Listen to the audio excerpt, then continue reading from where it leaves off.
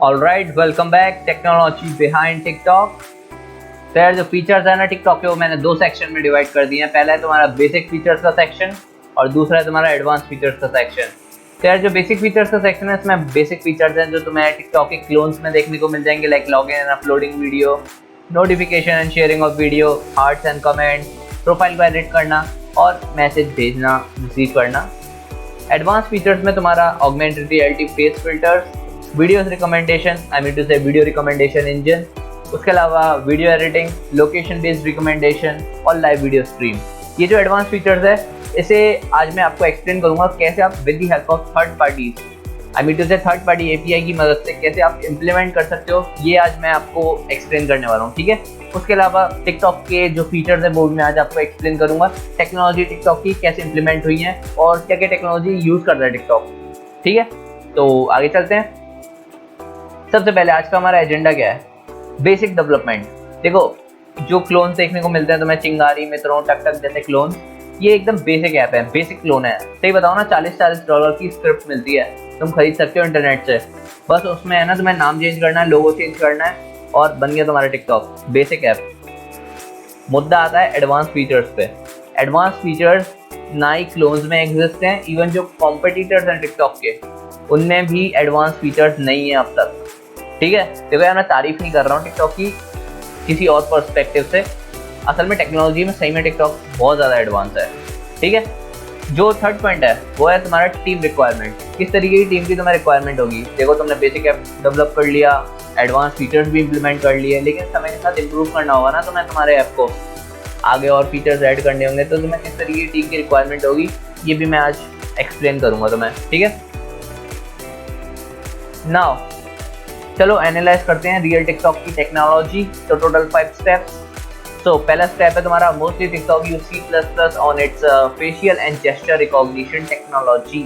Okay, तो यार ये जो वेबसाइट देख रहे हो, टिकटॉक करियर्स की वेबसाइट है। यहाँ पे टिकटॉक जॉब्स को लिस्ट करता है। तो ये नई जॉब है रिसर्च साइंटिस्ट के लिए, जिसकी स्पेशलाइजेशन हो कंप्यूटर विजन में। डेफिनेटली रिस्पॉन्सिबिलिटी क्या है? Conduct cutting edge research and development in computer vision, machine learning and other related field. Okay, तो ये क्वालिफिकेशन, डिग्री तो कहीं मांगी नहीं है। यहाँ से यहाँ तक कंप्यूटर विजन के टॉपिक्स हैं, ये सारे के सारे कंप्यूटर विजन और इमेज प्रोसेसिंग के टॉपिक्स हैं। मेन पॉइंट है ये 2। Second point, highly competent in algorithm and programming, strong coding skills in C++ and Python.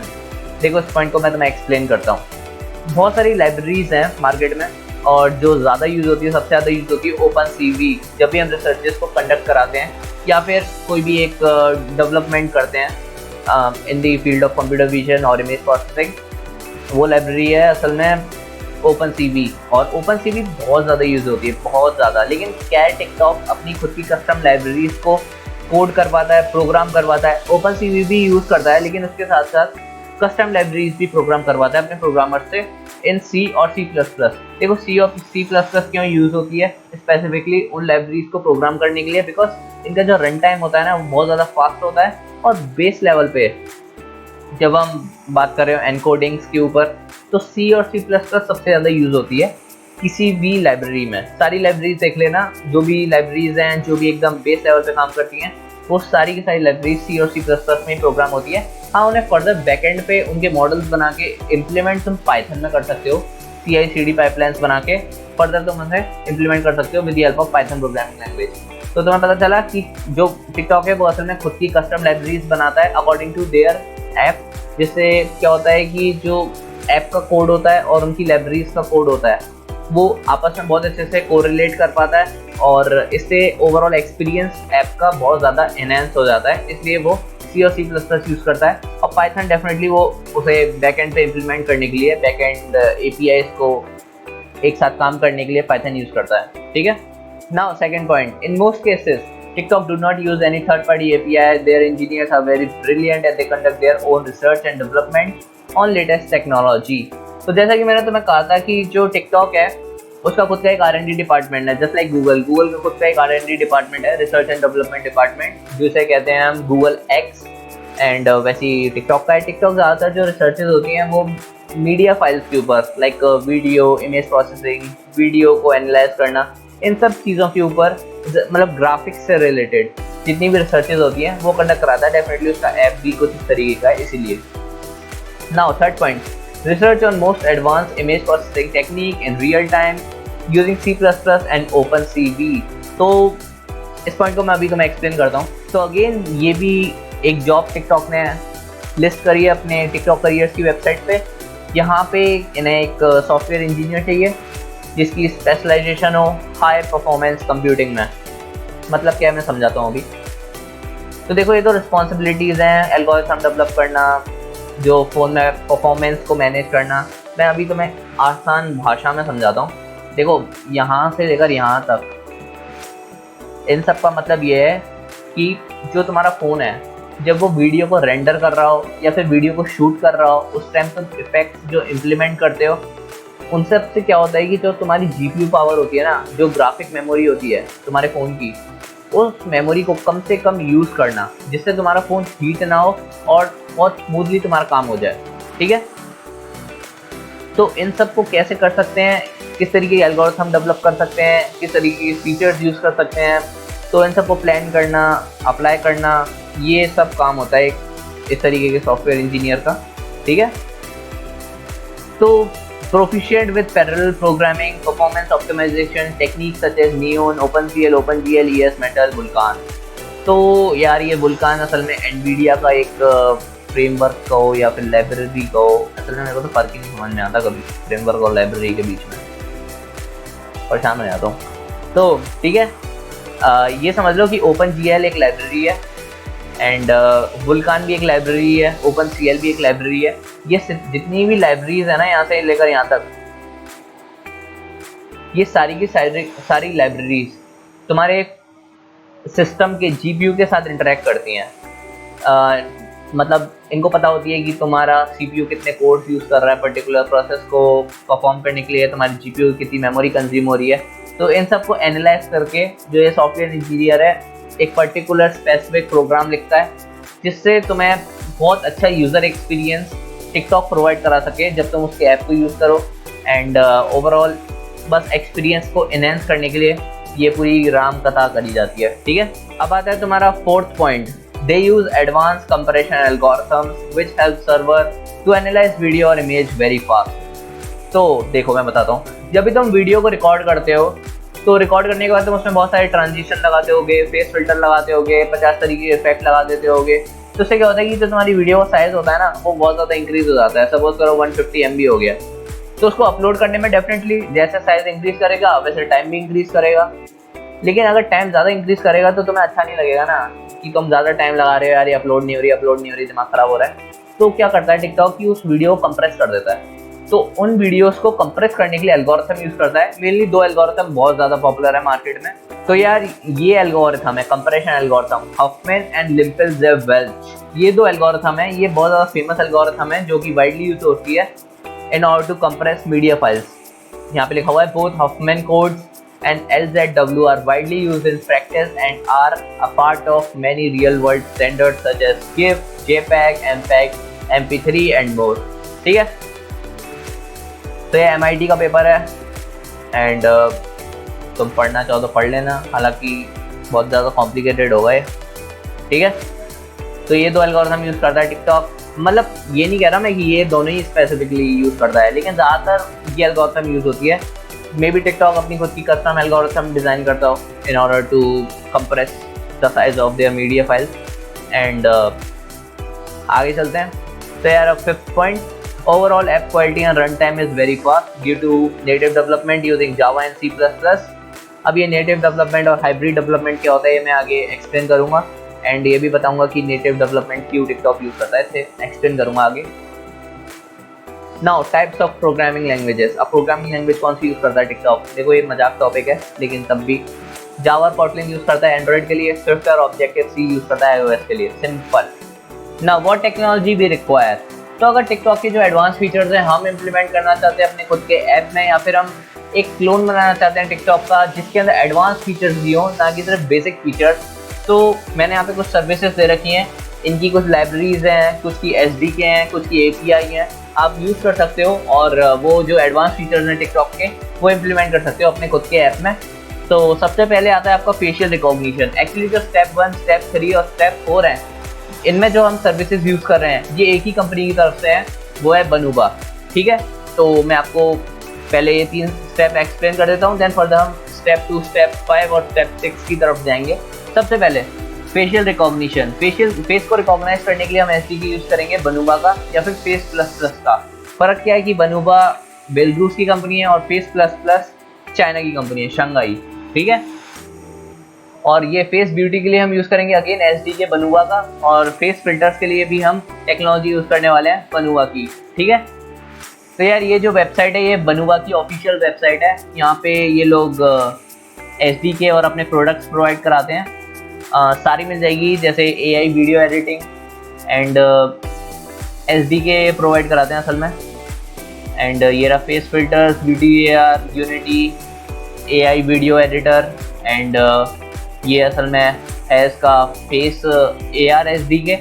And इसमें तुम्हें फीचर्स मिलेंगे लाइक स्किन को कैसे वाइट कर सकते हो, eyebrows, hair, face, light, eyes, teeth को वाइट करना, eyelashes, eyeliner, lipstick, blushers, highlighters और जो भी होता है। ये कुछ इस तरीके का है, देखो ये बनूबा का ही है। ये इस तरीके के तुम्हें फीचर्स अगर अपने ऐप में इम्प्लीमेंट करने हैं तो डेफिनेटली तुम कर सकते हो। ये देखो कुछ इस तरीके के फीचर्स, ये रहा। ठीक है, तो ये जो फीचर था ये एक्शन रिकॉग्निशन वाला फीचर था।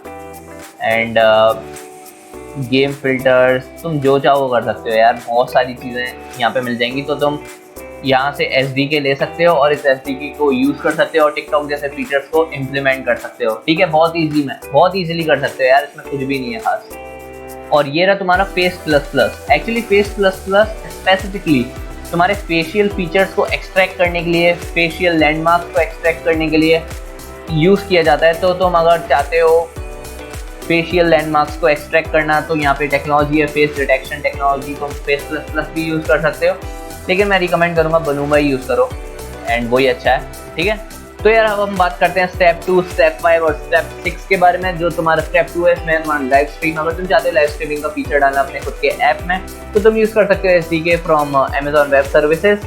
उसके अलावा जेस्चर रिकॉग्निशन, तो अगर तुम्हें पता हो फेमस रेन ड्रॉप फीचर के बारे में जो कि टिकटॉक में है, तो उस तरीके का फीचर अगर तुम इम्प्लीमेंट करना चाहते हो अपने खुद के ऐप में तो तुम यूज़ कर सकते हो एसडीके फ्रॉम AWS रिकॉग्निशन।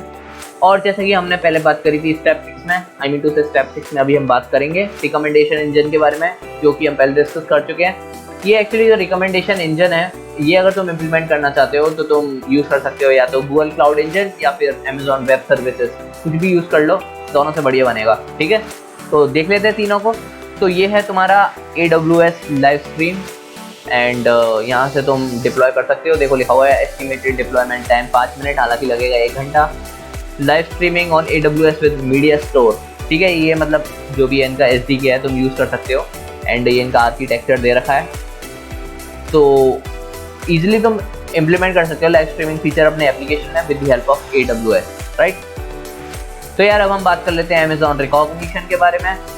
क्या लिखा है देखो, automate your image and video analysis with machine learning. तो असल में ये एक एसडीके, इस एसडीके को यूज़ करके तुम वीडियो को एनालाइज कर सकते हो। अगर वीडियो में किसी पर्टिकुलर तरीके का एक्शन दे रखा है, उस एक्शन को रिकॉग्नाइज करके लाइक माउथ को ओपन करना, आइज को ब्लिंक करना, तो इस तरीके के एक्शन को तुम रिकॉग्नाइज कर सकते हो और फर्दर जो भी तुम्हें फंक्शन को ट्रिगर करना हो उस तरीके का फंक्शन तुम ट्रिगर कर सकते हो। लाइक इंस्टाग्राम में जब माउथ को ओपन करते हैं तो वो जो भी वाटरफॉल सा निकलता है तुम्हारे मुंह से, जो रेनबो वाटरफॉल निकलता है, तो उस तरीके के फीचर्स तुम इम्प्लीमेंट कर सकते हो with the help of Amazon recognition, right.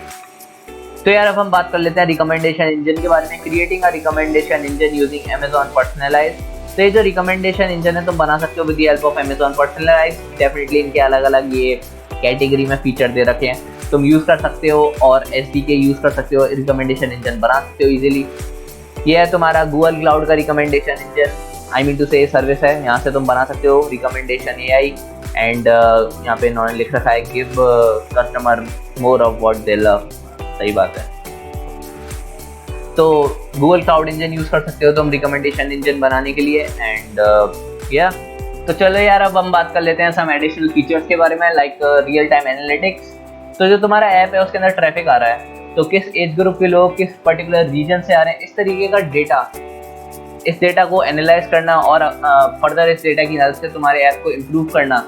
तो इन सब के लिए हम यूज़ करने वाले हैं services from Google app analytics. उसके अलावा UI और UX, यूज़र एक्सपीरियंस को एनहांस करने के लिए और यूज़र इंटरफेस को डिज़ाइन करने के लिए तुम क्या कर सकते हो, यूज़र इंटरफेस के लिए तुम Adobe XD यूज़ कर सकते हो in order to design your application. और यूज़र एक्सपीरियंस को एनहांस करने के लिए तुम एक ही काम कर सकते हो, जो भी तुम API और SDK यूज़ कर रहे हो उन सभी जो कन्फिग्रेशन है उसको बहुत अच्छे से परफॉर्म करो। एंड उसके अलावा जो तुम्हारा क्लाउड आर्किटेक्चर है वो बहुत अच्छे से डिज़ाइन होना चाहिए, जिससे तुम्हारा ऐप कभी क्रैश ना हो, राइट। अब हम बात कर लेते हैं OTP वेरिफिकेशन के बारे में। तो तुम यूज़ कर सकते हो सर्विसेज फ्रॉम गूगल ऑथेंटिकेशन, या फिर तुम फायरबेस की सर्विसेज भी यूज़ कर सकते हो। तो OTP वेरिफिकेशन अपने यूज़र को वेरीफाई करना। तो चलो देख लेते हैं तीनों सर्विसेज को। तो ये है तुम्हारा Google analytics and using real time reporting API। तो ये तुम्हें API प्रोवाइड कराते हैं, इसको तुम यूज़ कर सकते हो अपने ऐप में और सारा डेटा तुम्हें मिल जाएगा तुम्हारे ऐप के बारे में। एंड फर्दर तुम अपने ऐप को इम्प्रूव कर सकते हो, राइट। तो बोल रहा है ना, return the data in the form of table, right.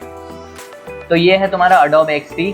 इस Adobe XD को यूज़ करके तुम अपने ऐप को डिज़ाइन कर सकते हो, यूज़र इंटरफेस जितना सिंपल बना सकते हो उतना बनाना, और जितना अच्छा देखने में लगे उतना अच्छा बनाना, राइट। एंड ये है तुम्हारा Adobe XD। इसको यूज़ करके तुम ऐप डिज़ाइन कर सकते हो, लगभग हर तरीके का ऐप डिज़ाइन कर सकते हो। And yes, right. और अपने यूज़र को ऑथेंटिकेट करने के लिए तुम यूज़ कर सकते हो authenticate with Firebase with phone number using JavaScript. तो ये भी API है, तुम इसको इम्प्लीमेंट कर सकते हो अपने ऐप में। फ़ोन नंबर वेरिफिकेशन, कैप्चा को इंस्टॉल करना, वो सब तुम कर सकते हो, राइट।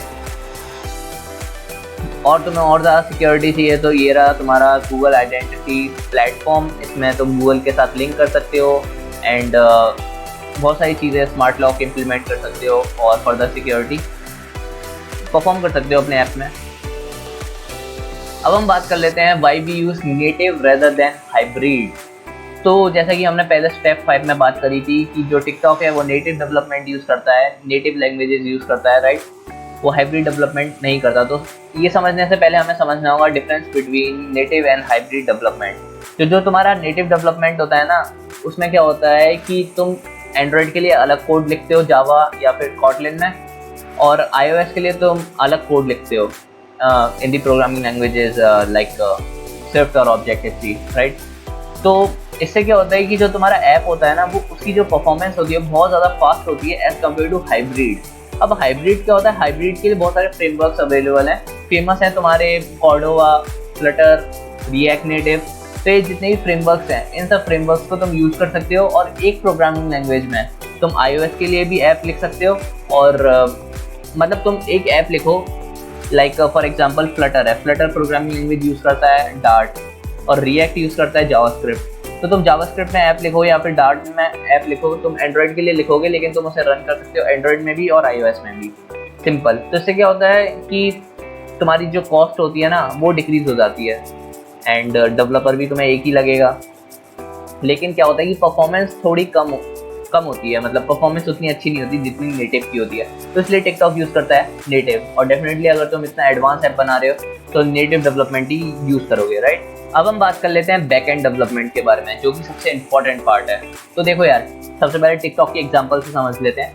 टिकटॉक असल में बिलियंस ऑफ यूज़र हैं, उसके बिलियन यूज़र हैं, बिलियन का है या फिर 500 मिलियन का है, इतने यूज़र हैं उसके अक्रॉस द वर्ल्ड। लेकिन इतने यूज़र्स को वो कंटेंट प्रोवाइड करता है, और शायद ही कभी टिकटॉक क्रैश हुआ होगा, मैंने कभी नहीं सुना टिकटॉक क्रैश हुआ है। तो बहुत सारी टेक्निक्स यूज़ करता है, उसका जो क्लाउड आर्किटेक्चर है वो बहुत ज़्यादा स्ट्रॉन्ग है, और उसके अलावा बहुत सारे कंसेप्ट होते हैं लाइक लोड बैलेंसिंग, इन जैसे कंसेप्ट यूज़ करता है बैकएंड पे, जिससे वो ऐप रियल टाइम में बहुत सारे यूज़र्स को कंटेंट प्रोवाइड करा सकता है बहुत फास्ट एफिशिएंट मैनर में, राइट। तो जो फ्रेमवर्क है हम यूज़ करेंगे वो या तो Django यूज़ कर सकते हैं या फिर Node.js प्रोग्रामिंग लैंग्वेज है, Express.js यूज़ कर सकते हैं, एंड क्लाउड यूज़ कर सकते हैं या तो AWS या फिर गूगल क्लाउड, और डेटाबेस यूज़ कर सकते हैं MySQL, PostgreSQL या फिर MongoDB। जो MySQL PostgreSQL है ये तुम्हारे SQL बेस्ड डेटाबेस है, और जो MongoDB है वो है तुम्हारा NoSQL डेटाबेस। अब डिफरेंस क्या होता है SQL और NoSQL में? जो SQL डेटाबेस होता है उसमें असल में रोज और कॉलम्स होता है, डेटा स्टोर होता है उसमें टेबल्स में, और जो MongoDB है जो NoSQL डेटाबेस है उसमें असल में की वैल्यू पेयर्स में होता है। जो तुम्हारे पाइथन में होता है ना डिक्शनरी के अंदर की वैल्यू पेयर्स होते हैं ना, उस तरीके से डेटा स्टोर होता है NoSQL डेटाबेस में। और नेटवर्किंग के लिए हम यूज़ करेंगे लाइब्रेरीज लाइक एंड्रॉयड में एक लाइब्रेरी होती है OKHTTP3 और iOS में होती है तुम्हारी LMOfire। तो दोनों लाइब्रेरीज असल में हम यूज़ करेंगे in order to maintain and in order to use HTTP request, और उनको मेंटेन करने के लिए हम यूज़ करने वाले हैं ये दोनों लाइब्रेरीज, राइट। तो तुम्हारी कॉस्ट कितनी आएगी? ओवरऑल कॉस्ट तुम्हारी आएगी $4,000 से $5,000 अगर तुम्हारा ऐप 100 से 115 घंटे यूज़ किया जाएगा तो। और तुम्हें इससे ज़्यादा फ़ायदा हो रहा है तो डेफिनेटली इम्प्लीमेंट करके देखना। I hope now you got it, technology behind TikTok, and thank you for watching. Have a good day guys, bye and take care.